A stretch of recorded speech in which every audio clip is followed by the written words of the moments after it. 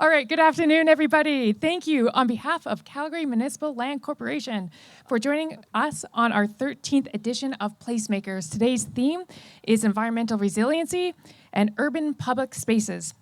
My name is Amber Osadan-Ullman. I'm the Director of Development with Calgary Municipal Land Corporation, and I will be your moderator today.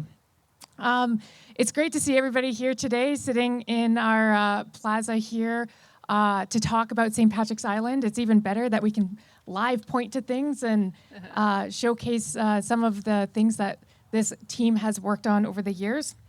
As we start, I would like to begin by respectfully acknowledging that our work is in the Rivers District, which is located at the confluence of the Bow and Elbow River in a place called Mohkinstsis, a Blackfoot word that means elbow. It is in It is in the spirit of truth, respect, and reciprocity that we honor and acknowledge Mohkinstsis and recognize the traditional territories and oral practices of the Blackfoot Confederacy, including Siksika, Piikani, and the Kainai Nations, the Eyahe Nakota, and including the Chiniki, Bearspaw, and Goodstoney Nations, and the Tsuut'ina Nation. Southern Alberta is also home to the Métis Nation of Alberta, Region 3. So, CMLC has been hosting the Placemaker series since 2015 to share insight into our city building initiatives and celebrate placemaking in East Village and the Culture and Entertainment District. We have a great afternoon for you guys planned here today, and I would like to kick it off by introducing our panelists here.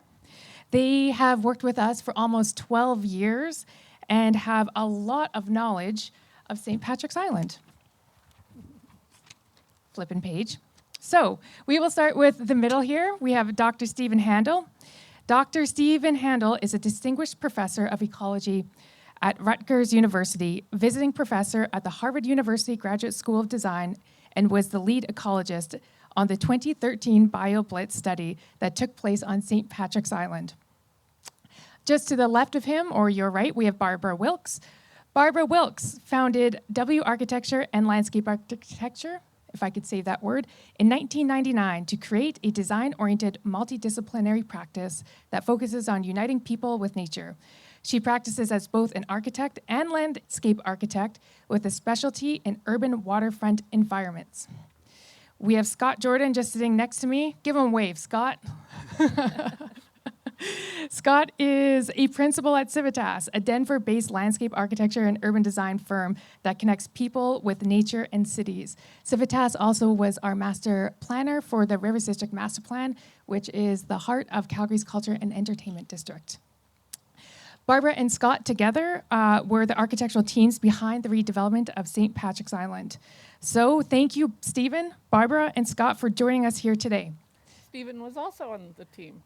Yes, and okay. Stephen was, sorry, I was just mentioning on the architectural design side, but yes, Stephen was definitely part of the team. Yeah.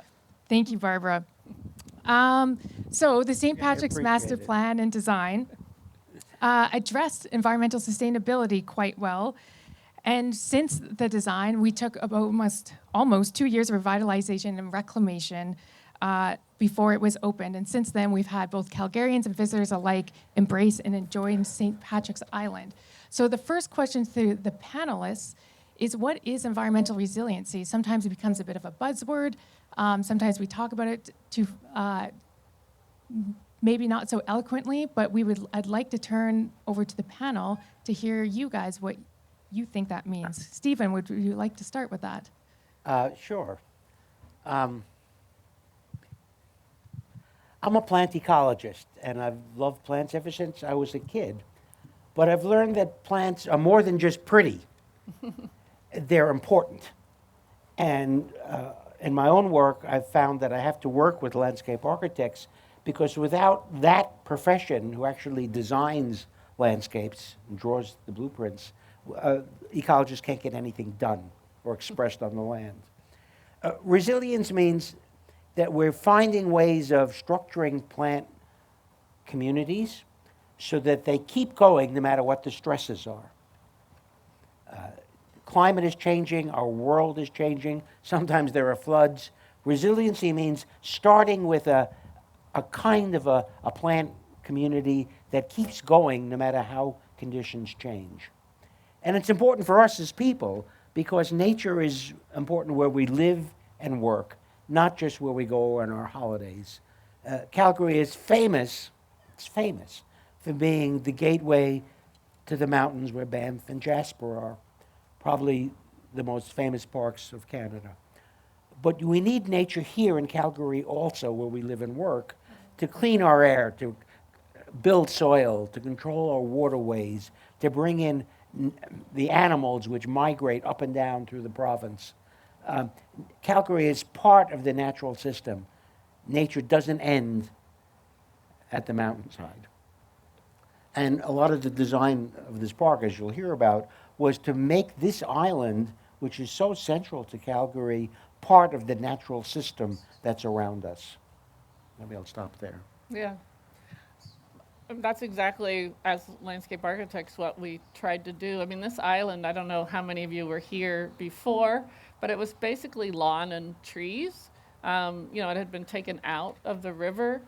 And so our design was to try to put the river and the island, the land and the water back together like they would have been historically. In fact, this was a collection of islands at one time, not just one big island, St. Patrick's. So making these new channels, the one at the other end where there's the seasonal breach, we call it, and over here, the lowland channel, which is more of a wetland, we're for adding diversity to the island and more kinds of habitats, both for people that people can enjoy, and animals can enjoy, and back to resiliency, it also allows the flooding.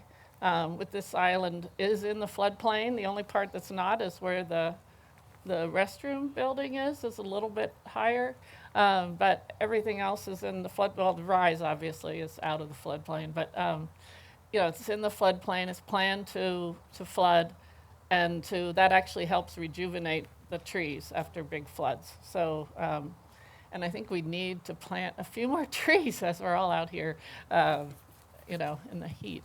And just to add on to that, the idea of resiliency in nature and people is, Civitas as a firm has been around for about 40 years.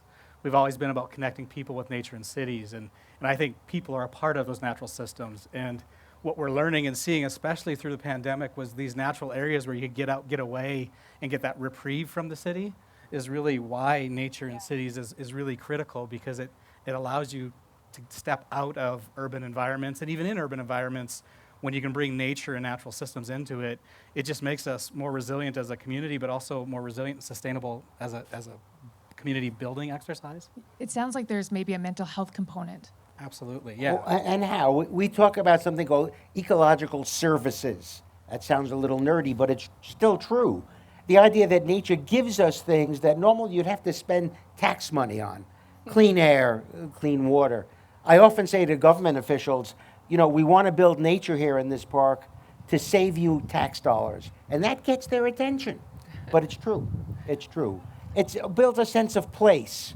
And if people feel more attached to their local community, whether it's a city like Calgary or even a smaller town, they care more about it. They care more about their neighbors, and they start building the social components of resiliency, which helps us as much as the natural landscape does. Yeah.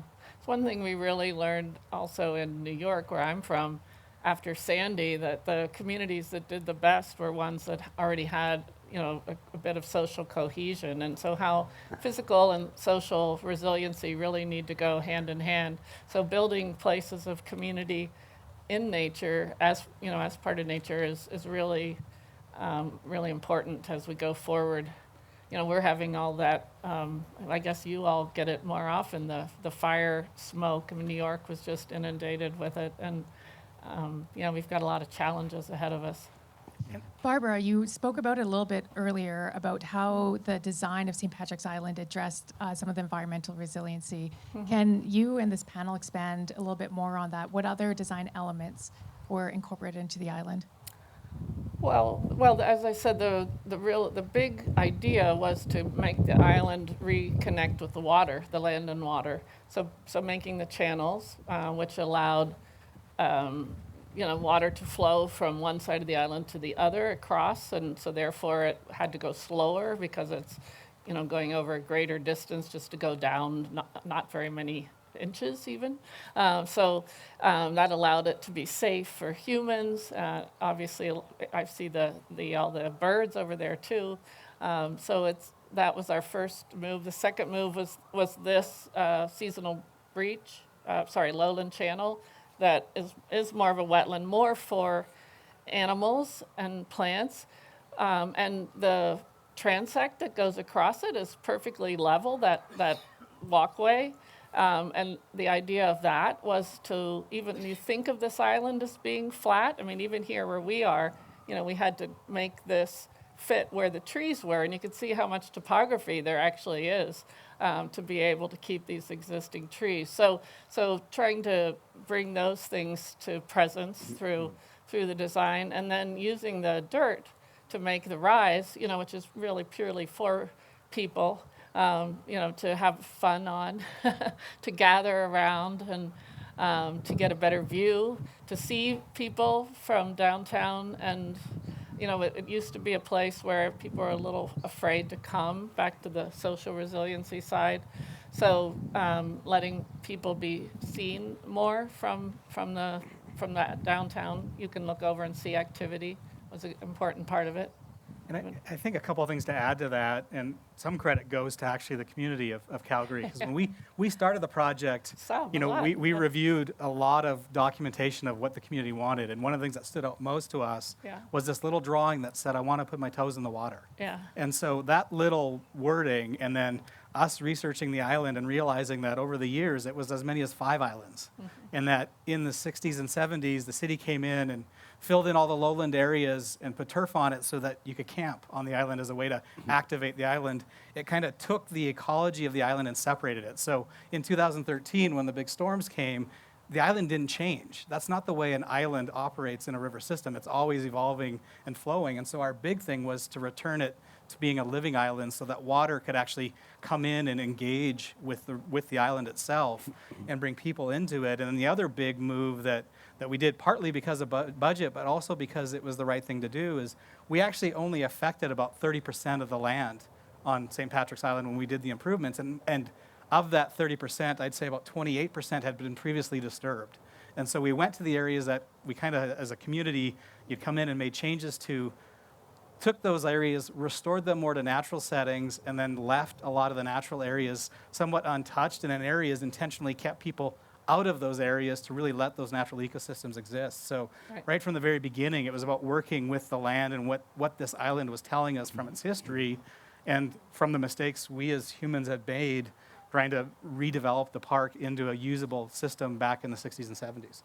That's something that, go for it, Susan. Before this team started, St. Patrick's was simple in the sense it was lawns and some scattered trees with one mature forest clunk. It was simple in the sense of boring, not in the sense of modern and elegant. And the new design made it more complex, a mosaic of different kinds of habitats. The wetland, the wet meadow behind us, young woodland, some meadow areas. Now it's a mosaic of different kinds of native Canadian habitats. And we're resilient in that sense, too, that if it's a wet year or a dry year or a hot year or a cold year, there's always some patches on the island which are doing very well and can expand or contract depending on those year's conditions. So we're resilient to variation, and this is a healthy natural habitat, a mosaic, and it's more interesting, it's more of a pleasure to walk through, and it makes it alive in Scott's sense. It's a living island that can respond to the physical conditions. I love that word mosaic. It speaks so emotionally to me when I think about how the island functions. One of the things that you guys said, anytime we always think about as urban designers or community members engaged on a project, we often are given, let's say, European cities as precedents. And what strikes me really wonderful about Calgary and a lot of our parks is we celebrate naturalized environments. I wonder if you could speak to that a little bit more, because I don't find that's as frequent. If you look at some of, let's say, the riverfronts, the one that's popping in my head right now is Chicago. Yes. Well, I think what's interesting about Calgary is you've embraced nature, and what's interesting is you're kind of ahead of the game. We were talking this morning that one of the things, I grew up in Tabor, so I grew up just south of here, went to school in Winnipeg, and they have just as many river systems, but the majority of theirs are privately owned. You've got a lot of public ownership on your waterways, and you're really returning back to nature. And I think we're seeing trends throughout North America and Europe even, where they're trying to achieve that. So in a way, Calgary's a little bit ahead of other places in North America, Yeah. because you have more of a respect for it, Yeah, but also it was there, and you wanted to embrace it rather than take it apart and make something different. I was struck coming back here after, not being here, and so much has happened, and the riverfront is getting nicely grown in, and I really think you guys it's one of the best river cities, people that actually connect to their river, and I work on a lot of river cities. I think it's really one of the best ones in the country, that I've seen. I mean, it's what you're saying. You all are ahead of the curve. You've embraced the natural. You've found ways to weave it in with the urban. It really feels like a part of your city. It really feels like a river city, not like, oh yeah, there's a river over there and maybe we could get to it, maybe we can't, So I think you deserve a round of applause for the leadership you've all given in demanding that of your people that help develop things. Yeah. CMLC and other city. Yeah. Well, I wasn't raised in Tabor. I was raised in the United States. That's south of here. And a big part of the personality of Canada to us is nature. It's the place you go to for beautiful nature. And again, it's not just the national parks. It's how you treat your cities. And what's been done here in Calgary is an example of building that sense of place, the character of an area which makes people feel that they're proud to live there. And the sense of nature in Canada is as important as Wayne Gretzky. It's what makes this very special. And it was such a joy for us to try to add a little bit to that. Well, just one more thing, because in lots of places we work, people say, oh, well, but, no one will ever go there in the winter, or if it's a really, really hot place, oh, but no one will go there in the summer, so, I think the other great thing about your community is how you just kind of go on, no matter what part of the year, and enjoy it in all of its splendor at different times. So I think and we tried to learn from that as well. As Scott said, we got to read a lot of information and try to bring in ways to, allow you to do that. So I think you're trying to say that they're weather resilient. That's what right, you're trying to say. different, another kind of resiliency. Do you want to expand on that a little bit more? When you guys were thinking about the design for the island, how did you think about the different climates here? Oh, well, the rise, we were hoping we'd get sled riding. That thing on the top, I'm happy to see the ring. People do use it in the winter for some fires. We talked about being able to skate on the seasonal breach. I don't know if that's ever happened, but we sort of thought it'd be possible because it's a sort of protected area if you blocked off the flow and helped it along a bit. I would say that to add into that, one of the things we acknowledged was that summer is so important. Yeah. Here, having grown up here, getting out, enjoying this weather. We probably wouldn't have this turnout in Denver because it's kind of been this weather for a long time, but it's a beautiful day today. And when we approached the island and the design, we kind of had this philosophy of we didn't want instructions to be necessary. So anybody could come and figure out how to use the island. And our favorite experience was when they opened the breach and people came in and put their toes in the water. And they naturally knew to do that. And we understood that the river levels would fluctuate and evolve. And you have the low water crossing that's partially underwater right now. The most fascinating thing for me is the way your children have turned that into a play feature. Never would have thought of that. It was literally, we knew it'd be underwater. We knew it was there for fire and emergency access to the west end of the island. But the fact that kids just knew what to do and play with it. That was a lot about how we designed the entire thing. You build a big hill, people are going to want to go to the top of it, and in winter, you're going to want to sled down to the bottom of it. We've even seen rollerbladers going up and down the hill, which shocked me, to be honest. But it was really trying to create environments where people could be creative with how they used the landscape, rather than try to overly program it Yeah. or create a specific use. It was that flexibility that was really It's- innate in the design. It's a scaffold. That's, for you all to play with, and I think that's been a very successful part. And in fact, Claire was saying, when we had breakfast with her, that she's cut back on programming because you all find ways to use it so well yourselves, which is great because I think things can really get over-programmed, frankly, and it's just nice to let people be able to explore and wander and find things for themselves. So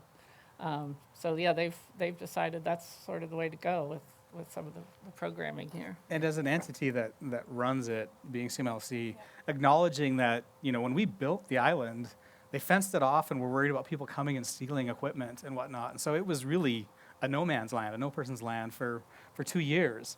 And when you first opened the park, you programmed it actively to get people to come out and realize you have this amazing amenity. And now to be able to scale back and to have a group that's looking at the bigger picture and Yeah, saying, you know smart what, enough it's to being do that. used. We don't need to program it. Let's back that off and let people use it the way they want. That talks a lot about how CMLC has approached the management of the entire East Village, and it really creates a synergistic relationship with the community, with the open spaces that I think a lot of places fail to realize. They're like, oh, we've got this program, and we've got to execute it every single year. That flexibility in the programming is just as important as the flexibility Yeah. in the design. Oh, well, that's part of resiliency, being flexible, adapting, that's, Yeah.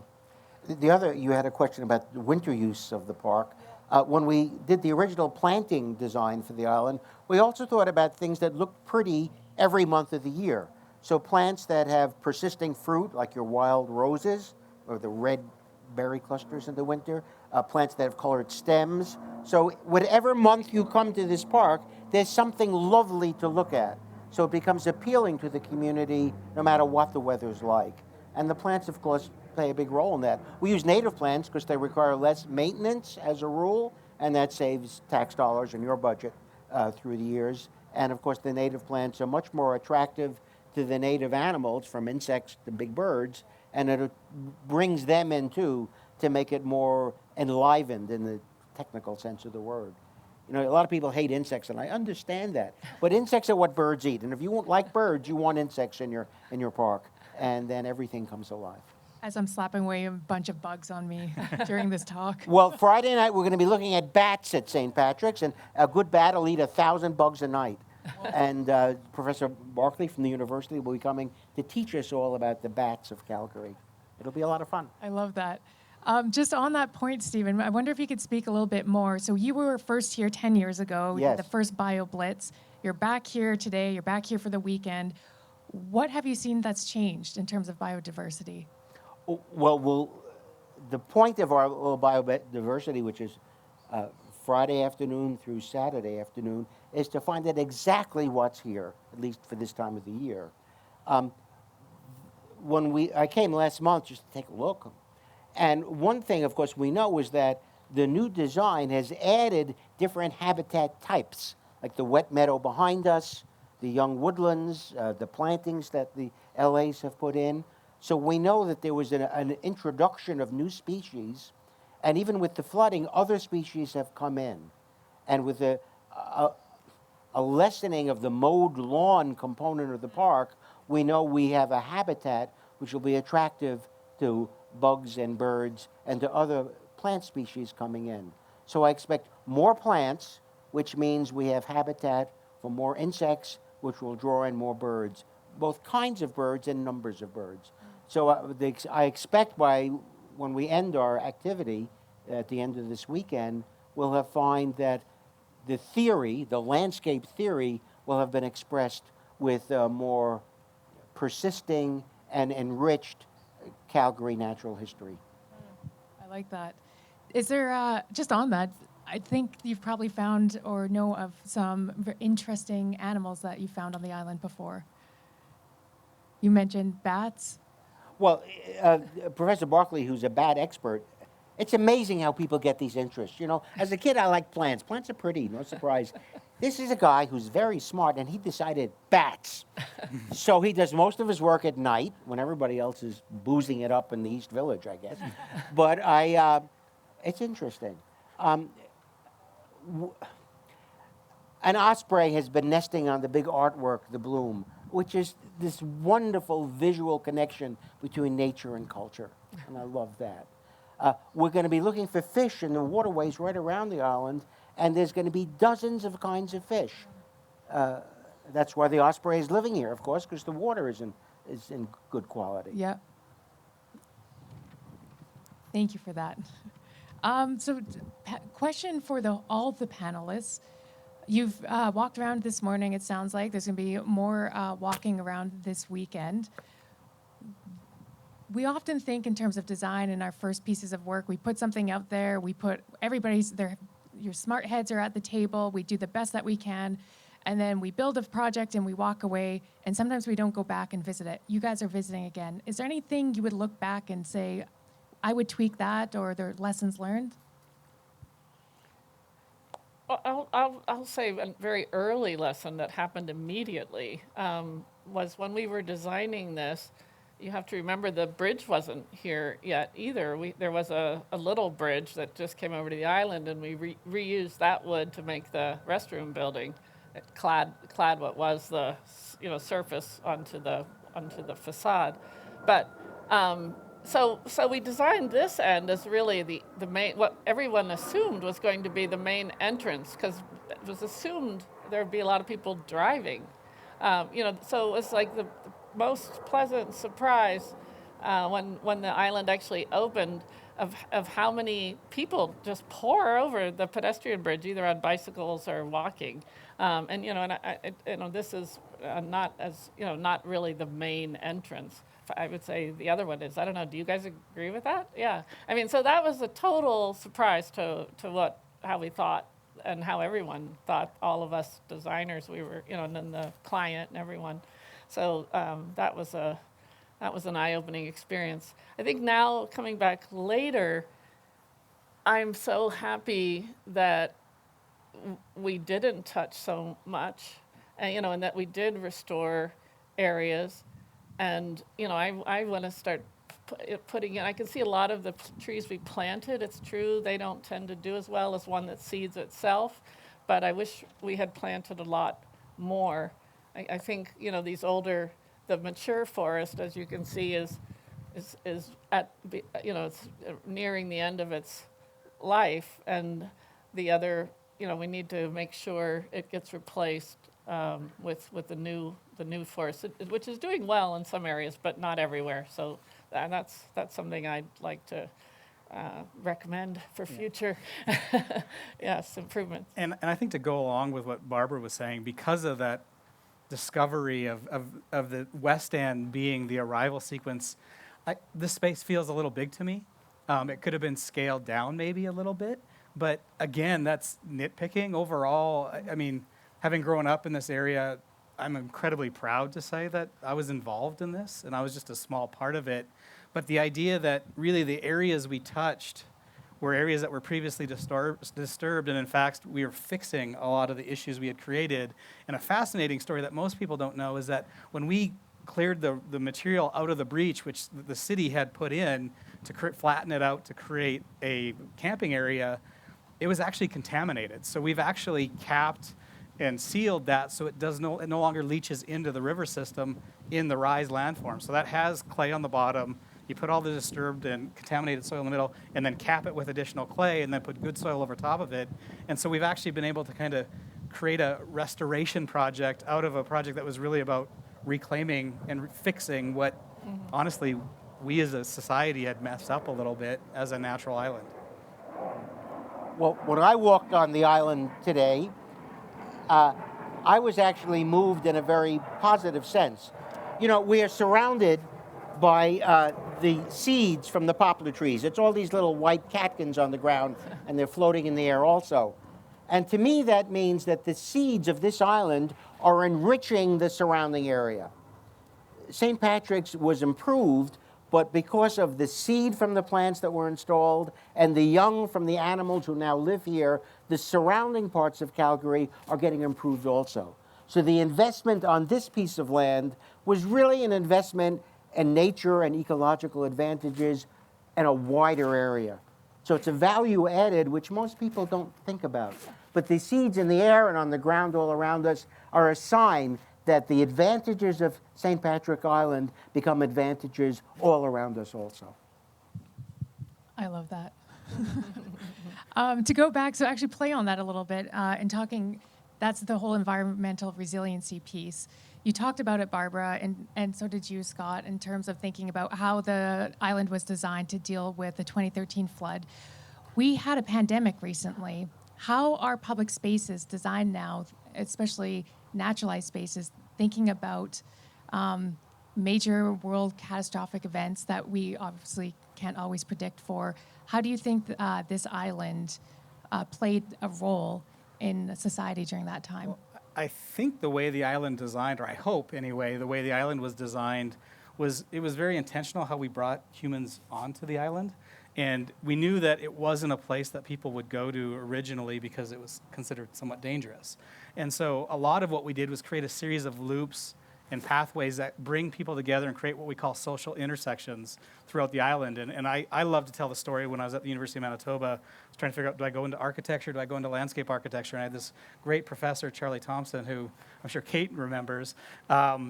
He came up to me and said, well, if you really want to make a difference, the public realm is where everybody has access to. And so when I think of parks and I think of open spaces, it's not uncommon to be walking and say hi to somebody passing you by. You don't really do that in buildings. And so the entire design of the park was about creating these social intersections and creating a design that allowed you to go from one space to another, and we call it visual triangulation, so it draws you through the space. But by spreading everything out and not having it be all congregation in one small area, I think this allowed a lot of people to use the island during the pandemic and during these issues where you need a little bit of social distancing. And I think a lot of communities now are reclaiming streetscapes and closing streets to kind of create what you have naturally right in the heart of downtown with the island. Yeah, yeah. The idea was you could either come and spend time in sort of one of the three main areas, because they each have facilities at different scales. You know, there's this big plaza, as you say, but it's broken down into a series of smaller spaces, including the little deck over there, you know, that you can look out. So there's a lot to do just in this area. You go by the rise and, you know, you can look out, you can go to the play area, you know, there's lots to do sort of in the middle of the island, and then there's, again, lots to do in around the seasonal breach. So each area, these little loops of more intimate places and more public places all together, weaving in and out in each area was a big part of how we thought about it. And I'd love to hear how you guys work. I mean, we weren't here during the pandemic, so but I assume people came here, I hope, and found it to be a refuge. And so, you know, I'd like to hear. Personally, I thought it was really interesting that there's a lot of other spaces. Again, I'll go back to the European example of like in Berlin or even San Francisco, people use natural spaces differently a little bit. And during the pandemic, you start to see a lot of people take over the naturalized spaces in different ways and play in different ways, engage in different ways. And I think culturally, we kind of had a little bit of a shift in a way that Calgarians hadn't experienced before. Mm-hmm. Yeah. I think open spaces became a refuge and a place where you could safely wander when you couldn't go to a business office or even a big concert because it just wasn't safe. So we've learned that natural areas are not only a place where you can go for safety during a pandemic, but also as a tension reliever during modern life. You know, oh God, another email, do I have to answer that? Well, you go to a park. And I think the experience of those horrible years was that this kind of an environment should be reiterated, done over and over again in our suburbs where we live. I was told that the metro area here is over 1.5 million people now. That's amazing. Yeah. Big difference from Fort Calgary in days, eh? And if people use this kind of a rich, naturalized, species-rich community where they live, we will also get that kind of advantage in the suburbs and near our homes. And I think if anything else that I think society learned is that having the parks is great, but it needs to be more than that. Yeah. And I think that's where you're seeing a lot of these infrastructural changes that are going on in cities. And a benefit of the pandemic is it's causing a lot of cities to rethink a lot of this public realm infrastructure that's mostly for cars and shifting it back to Yeah. people and humans. And it's going to be quite fascinating over the next 10 to 15 years to see how cities deal with it, because there's a lot of technical things that go on in streets that maybe no longer need to be streets anymore, but how do you deal with the utilities that are underneath there, and maybe move away from the entirely car-based culture that we had leading into the pandemic. So It's absolutely a revolution in urban planning. It is. As less people go to the office to work, because you can work from home some days. You don't need as much parking. You can use those spaces for whether it's outdoor tables for cafes or for just greenery to better enjoy bike riding or wandering in the city. The look of our major cities is changing rapidly, and it's thrilling, and it's probably good. And of course, the more trees and shrubs we add, the cleaner our urban air is, the cooler our urban air is, the less asthma we get with kids in cities. It's all good, and it's happening very quickly now. I teach in a design school sometimes, and I see that how kids are being trained now to think about urban planning and urban landscapes is undergoing a huge change. I think the other revolution that this exemplifies, which I was so happy to see wandering around now after it's growing in, is that, it looks a little messy, but that seems to be okay. That's sort of nature. There are many projects, and even when this started, when it was lawn, there was, I think, a different expectation to how something would be managed, in terms of what it should look like. And, there's a lot of projects where this becomes an issue. People think letting a forest just sort of grow on its own. I mean, that clump over there, doesn't that look a little messy? I think it's great that, at least from what I'm seeing, and you all being here and people enjoying it, that there's a feeling in this community that this is good, which is good, because it lets things, it's more ecological. And so I think that kind of aesthetic revolution really has to happen, more places. And again, you guys are ahead of the curve, because obviously you're enjoying it and want it. So bravo to you. And we're seeing, I think you're seeing that in a lot of other North American cities. Where I live in Denver, over the last 20 years, we've been involved in the redevelopment of the old Stapleton Airport. And it introduced 1,100 new acres of landscape and parks to the city's park system, which is 25% more. And so the city was worried about how do you maintain that moving forward. And the solution was about south of I-70, it's about 30% native, 70% more manicured. And then as you go north, it gets down to like 10% manicured lawns and 90% native. And they've had to actually create new departments in the city agencies, a natural areas group that's now a part of the Parks Department. And they had to retrain all of their employees how to maintain natural areas. Initially it takes a lot more to establish them, but once they get established, it actually reduces your amount of overall maintenance and the chemicals and pollutants you're putting in. And so that just further adds to the resiliency, and we're seeing that almost everywhere we work across North America. People are asking the question, how do you introduce nature? And you can do it in intentional ways. You can put hard edges around it so people know it's intended to be that way. Yeah. But that idea that messy isn't bad is absolutely a new kind of construct of the way people think of open spaces. Yeah, these words are so important. I mean, messy means bad. But my hair is messy. I try, but my hair is messy. But when you say nature is messy, it gives it a human value that it really shouldn't have. Yeah. Nature is dynamic.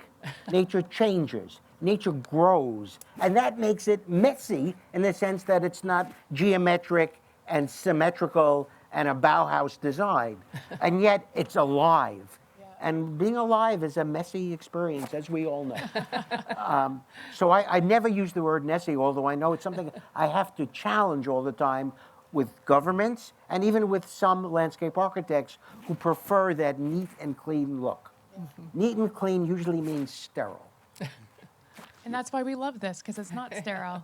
Yeah, I'll never forget giving a lecture before we started, as explaining the design, maybe it was one of the Placemakers, and I said something about that this environment the lawn there was really a desert, for the animals. And people came up afterwards and said, "Oh, I never thought of it that way," I mean, it is true, and and as Stephen said, this is alive and growing and dynamic. So, I'm just so pleased that that really has caught on here, and that it has that that character that we wanted, to bring. I think it really worked. I'm very proud of this as a project, and so happy to have been able to work here. And I think it's a combination of the community asking for it, but then the intentionality with which we designed. Barbara talked about the transect. You can kind of see it over there. It's the big flat metal walkway that goes from this edge of the island to that edge of the island. And that was intentionally left level. So that way, as you walk across it, you experience about 4 different ecotypes within it, or mosaics. But as you walk across it, the land drops away from you. And then as you come across into the old growth forest, there's actually hummocks. It's a rolling landscape, so you actually are lower than the landscape. And then you get out to the edge, and it's a fishing pier, and you see the land drop away from you. That was very intentional on our part to make something really quite striking, but also it was about revealing the natural landscape that otherwise you don't notice because you think it's flat, but it's really not. So giving that datum of a perfectly level object really allows you to experience that. And a lot of that thinking went into all the spaces that we designed on the island to try to not just have it be nature, but make people maybe ask questions about what they're experiencing and maybe try to figure it out. And if not, and they just think it's great, that's cool too. Yeah, whatever. Most people in the world, not just North America, live in cities. And we have to think about the advantages of our physical environment, our living environment, for most people in the world, which is cities. Sometimes I once did a project near New York City where it was an empty lot, an abandoned lot. And some guy who owned the lot said, well, there's nothing here. And what he meant by there's nothing here is there's no pizzeria and no Tim Hortons. In fact, when I looked at it, I said there must be 400 species living here now of plants and animals. Don't tell me there's nothing here, and these things have an advantage to the folks who live all around this. Yeah. It's not nothing. Yes, you couldn't buy pizza there. I'll give them that. You can do that elsewhere. Stephen, how common is it to be part of a project, part of a design at the beginning, and then come back 10 years later and be able to study it? Does that happen? It's not common. And which is unfortunate. Yeah. Thank you. That's another Placemakers. We need a long-term memory of what happened in a place and what kind of maintenance you need. This place can't be left alone. There'll be invasive species moving in. They have to be managed. There'll be an occasional human insult, like a fire, which has to be managed. Anytime you're near a lot of people, you can't leave it alone. In this world of invasive species, you cycle down and down and down. So you need some memory. CMLC plays that role of saying, we know what we did here 10 years. Let's go back and see what's doing. What can we tweak? What can we do a bit differently? I spend actually a lot of time in my academic life going back to old projects to say, what happened after 30 years? Did it end up with the product that we dreamt of when we first did the planting? Often it's different. Often it's okay, but different.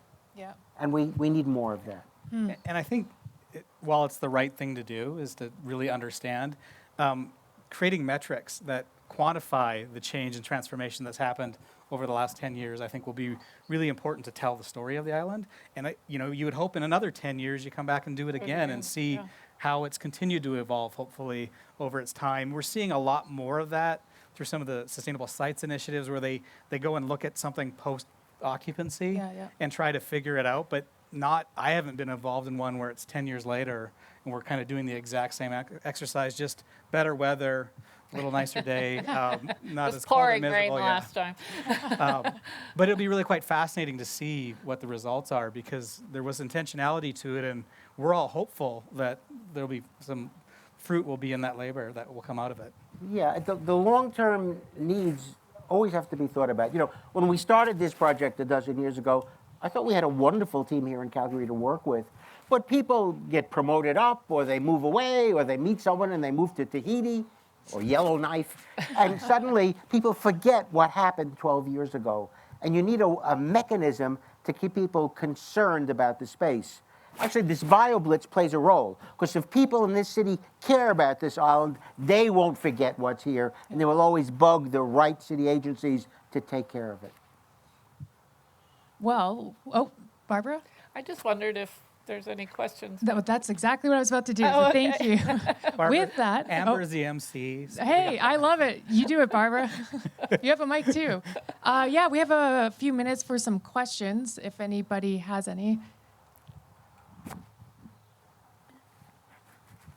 Yeah, I'm interested if you guys could speak more to, I thought it was really great that you touched on that there's so much information you can glean from us, the community, the citizens, the people who don't have, architectural design degrees, but still might understand a place. Could you speak to how maybe we can bridge the gap between those two worlds even more, and stuff that you guys are seeing that you're able to, intertwine the high concept, very thoughtful design work with the people on the ground and their understanding and that collective memory in that way?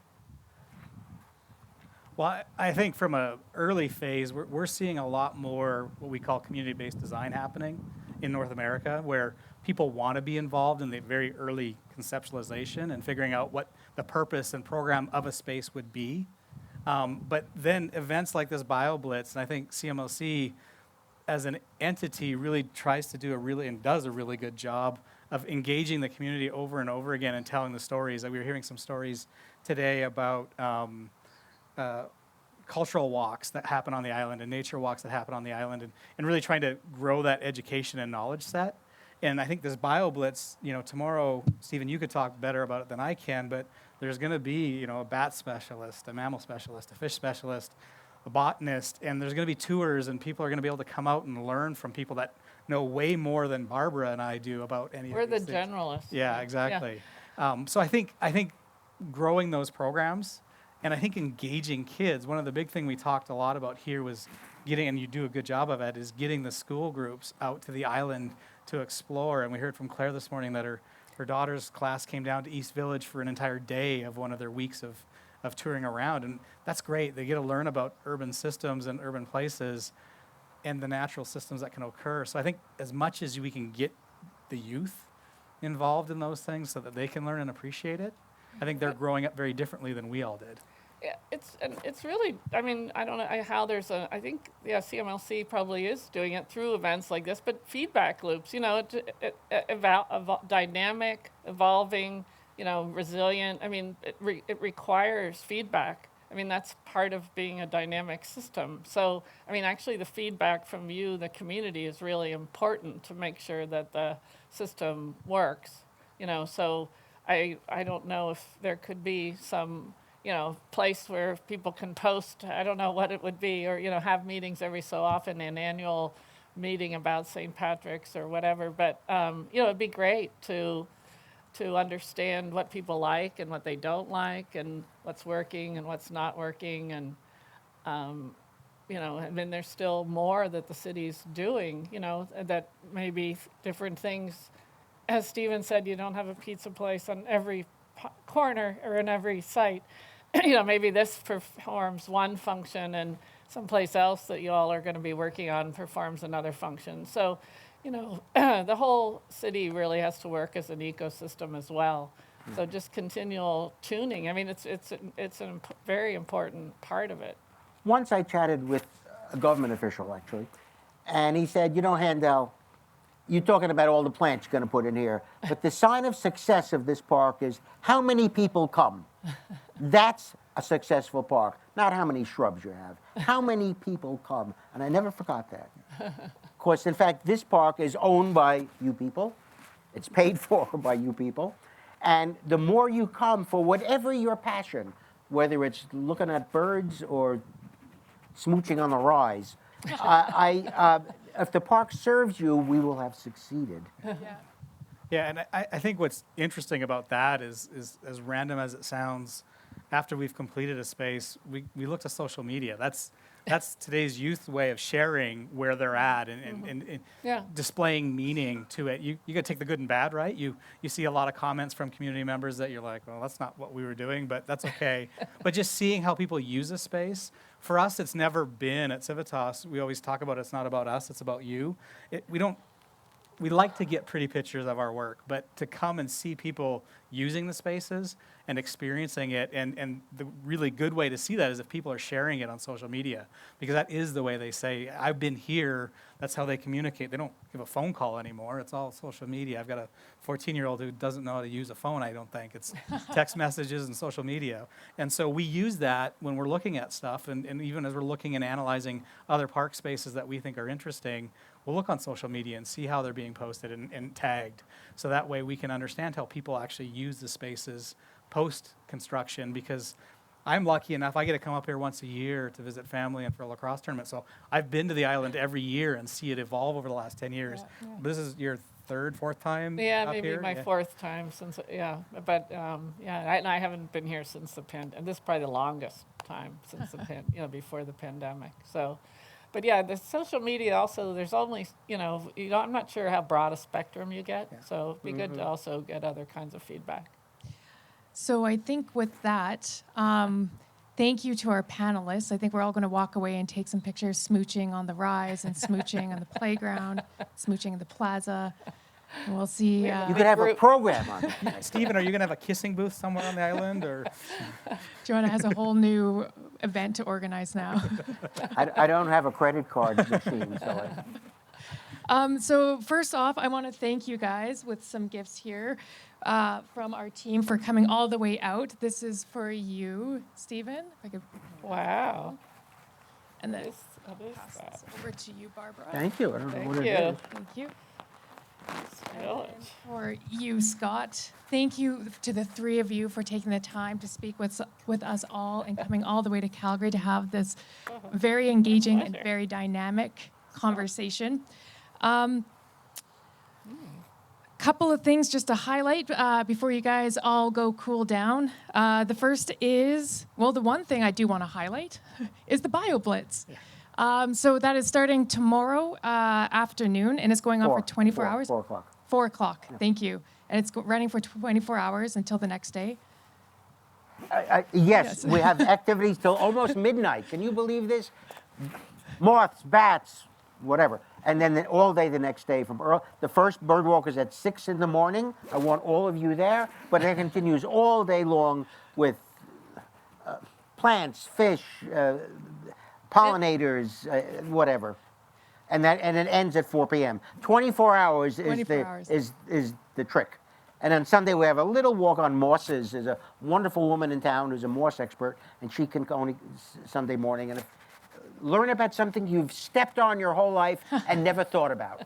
The beautiful mosses at our feet. Come be a nerd. There's other words for that too. Nerds are positive. I like nerds. I'm good with that. Okay, so if you want to learn more about that, we have our East crew members in the back here. They're wearing the black shirts. You can also visit our website, evexperience.com. And thank you all for being here today. We look forward to seeing you again this week as we celebrate another BioBlitz. Thank you, Amber. Thank you. Thank you. Coming.